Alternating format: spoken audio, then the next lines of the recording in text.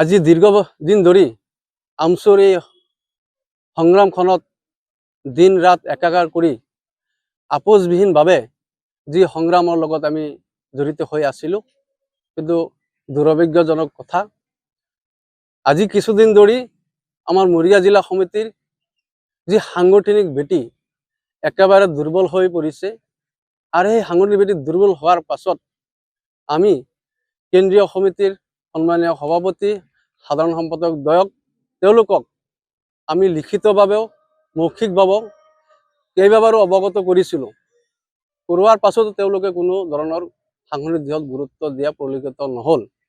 আজি ৩-৪ দিন হ'ল আমাৰ জাগীৰোড আঞ্চলিক সমিতিখন ভংগ হৈ আছিলে আৰু প্ৰায় ৬-৭ মাহ পাছত জাগীৰোড আঞ্চলিক সমিতিখন গঠন কৰা হ'ল। আৰু সেই সমিতিত প্ৰায় ৩জনকৈ সভাপতিৰ দাবীদাৰ আছিলে, প্ৰায় ৭জনকৈ সাধাৰণ সম্পাদকৰ দাবীদাৰ আছিলে। কিন্তু দুৰ্ভাগ্যজনক কথা, আপোনাৰ এজন সভাপতি যেজন দাবীদাৰ আছিলে, তেওঁৰ পক্ষত প্ৰতিনিধি সভাত প্ৰায় 80% তেওঁৰ সমৰ্থন আছিলে, আৰু এজনৰ প্ৰায় 50% সমৰ্থন থকাৰ পাছতো তেওঁ সেই দুইজনক কোনো ধৰণৰ গুৰুত্ব নিদিয়াকৈ আমাৰ সেই প্ৰতিনিধি সভাৰ কিছু নিজৰ নিস্বাৰ্থ আদায়ৰ বাবে নতুন এজন সভাপতিক দায়িত্বভাৰ দিলে, যাৰ বাবে আমাৰ পুৰণি যিখিনি আমাৰ সংগ্ৰামী সতীৰ্থসকল আছে তেওঁলোকে খুব ক্ষোভিত হৈছে। আজি আপোনালোকৰ সংবাদ মাধ্যমৰ জৰিয়তে ইতিমধ্যে মই জহিৰুল ইছলাম, মৰিগাঁও জিলা সমিতিৰ উপদেষ্টা, মই ভাৰপ্ৰাপ্ত সভাপতি হিচাপে কাৰ্যনিৰ্বাহ কৰিছিলোঁ, মৰিগাঁও জিলাৰ সাধাৰণ সম্পাদক হিচাপে কাৰ্যনিৰ্বাহ কৰিছিলোঁ, আৰু প্ৰায় জাগীৰোড আঞ্চলিকৰ 7-8 বছৰ কাল সভাপতিৰ দায়িত্বত মই আছিলোঁ। গতিকে মই ইতিমধ্যে কেন্দ্ৰীয় সমিতিৰ সভাপতিলৈ মোৰ পদত্যাগ পত্ৰ মই এতিয়ালৈ প্ৰেৰণ কৰিছোঁ। লগতে জিলা সমিতিৰ আৰু আঞ্চলিক সমিতিৰ যিসকল বিষয়ববীয়াসকল আছে তেওঁলোকে সেই পদত্যাগ পত্ৰত স্বাক্ষৰ কৰি তেওঁলোকে পদত্যাগ পত্ৰ আপোনাৰ প্ৰেৰণ কৰিছে।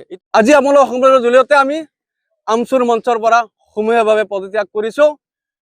আগন্তুক দিনত আমাৰ যি সামাজিক দায়িত্ব, সেই সামাজিক দায়িত্ব সংখ্যালঘুৰ হৈ যি মাত মাতাৰ যি আমাৰ এজেণ্ডা আৰু যি আমাৰ আগন্তুক দিনত কৰিবলগীয়া যিখিনি আমাৰ সংগ্ৰাম থাকিব, সংগ্ৰামৰ দ্বাৰা একে থাকিব। কিন্তু আমি আজিৰ পৰা ৰাজহুৱাকৈ আমি ঘোষণা কৰিছোঁ, সমূহীয়াভাৱে আমি আমচুৰ পৰা আমি আজি তাৰিখৰ পৰা পদত্যাগ কৰিছোঁ। আমি মৰিগাঁও জিলা সমিতিৰ তৰফৰ পৰা মৰিগাঁও জিলাৰ উপসভাপতি মই নিজে গুলজাৰ হুছেইন, ইদ্ৰিছ আলী উপসভাপতি, এছিষ্টেণ্ট ছেক্ৰেটাৰী ৰফিক আলী, জাগীৰোডৰ পৰা ৰিপ্ৰেজেণ্ট কৰি মৰিগাঁও জিলা সমিতিত ৰিপ্ৰেজেণ্ট কৰিছিলোঁ। আমি 3জনে আজি আপোনালোকৰ সংবাদ মাধ্যমৰ জৰিয়তে আমাৰ নিজৰ পদৰ পৰা আমচুৰ প্ৰাথমিক সদস্যৰ পৰা পদত্যাগ কৰিছোঁ। ইয়াৰ লগতে জাগীৰোড আঞ্চলিক আমচুৰ প্ৰায় 5জনকৈ উপসভাপতি, 2জন এছিষ্টেণ্ট ছেক্ৰেটাৰী আৰু বিভিন্ন পদবীত থকা প্ৰায় 15জনমান সদস্যই আজি আমাৰ এই সংবাদমেলৰ জৰিয়তে তেওঁলোকেও নিজৰ পদত্যাগ কৰিছে।